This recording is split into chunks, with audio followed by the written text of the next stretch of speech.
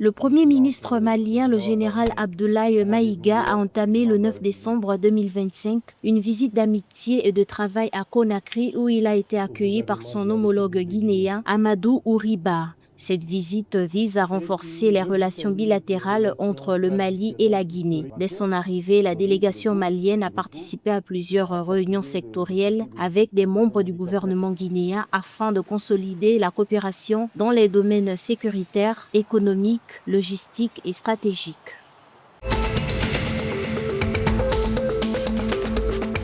Le Conseil national de transition CNT du Mali a adopté le budget de l'État pour 2026. Celui-ci s'équilibre à 3 578 milliards de francs CFA de dépenses et 3 058 milliards de francs CFA de recettes. Selon le ministre de l'Économie et des Finances, Alceni Sanou, ce budget priorise les secteurs vitaux comme la sécurité, l'éducation et la santé et intègre les réformes issues des assises nationales de la refondation et du dialogue intermalien. Alceni Sanou estime que le gouvernement malien dispose ainsi de l'instrument nécessaire pour poursuivre ses objectifs de développement et de sécurité en 2026.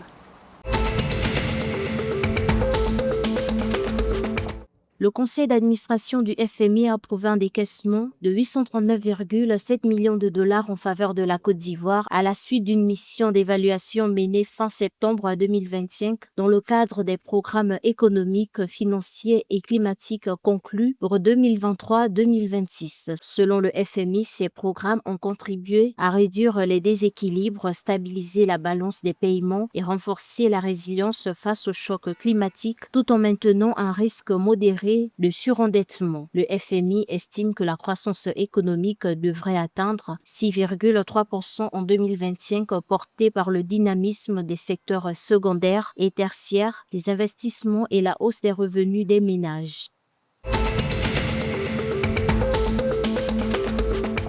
La première édition du Salon des marchés touristiques africains s'est ouverte le 9 décembre 2025 à Dakar sous le thème « Voyager, investir, partager ». Organisé par l'Agence sénégalaise pour la promotion du tourisme et accueillant plusieurs pays invités d'honneur, l'événement propose expositions touristiques, animations culturelles, conférences, panels, dégustations et rencontres professionnelles jusqu'au 11 décembre. Lors de l'ouverture, le ministre sénégalais de la Culture, de l'Artisanat et du Tourisme, Amadou Ba, a salué le dynamisme croissant du secteur touristique africain, soulignant le potentiel exceptionnel du continent pour développer un tourisme diversifié et durable.